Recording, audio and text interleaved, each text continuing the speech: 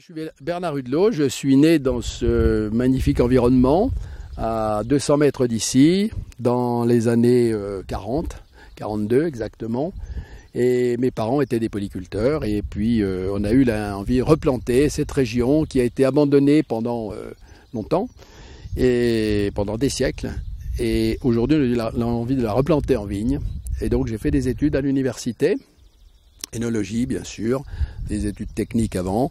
Et puis ensuite, j'ai fait de la recherche, un doctorat en recherche sur viticulture, biologie, biochimie.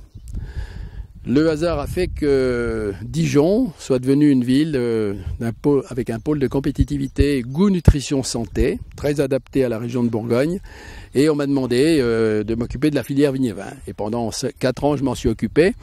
Et autour de moi, j'ai réuni des chercheurs, des médecins, des professeurs d'université qui s'intéressaient au vin et puis aux éléments sur la santé, qui est quand même un des grands thèmes aujourd'hui. Et pendant cette période, on a essayé de rassembler les éléments qui pouvaient être bons pour la santé. Le thème de vin et santé, on a essayé de l'approcher sous 3 angles différents. Le premier angle, c'est les expressions anciennes. C'est-à-dire ce que disaient les anciens, ce que disait Pasteur, ce que disait la Bible, Alors, pourquoi le vin? Pourquoi on dit à votre santé? Pourquoi c'est le sang du Christ? Un certain nombre de questions et on voudra essayer d'avoir une réponse.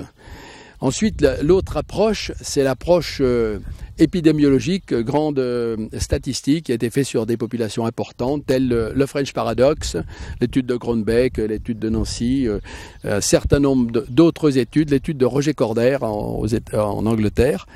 Et ces études-là corroborent toujours avec les expressions anciennes. Alors on a essayé de voir sous le plan chimie, métabolisme, biochimie, quels sont les éléments intervenants.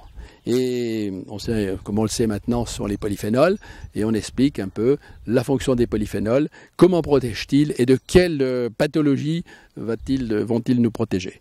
Et combien faut-il en prendre, les doses. C'est intéressant d'apporter une information, ça nous a paru intéressant.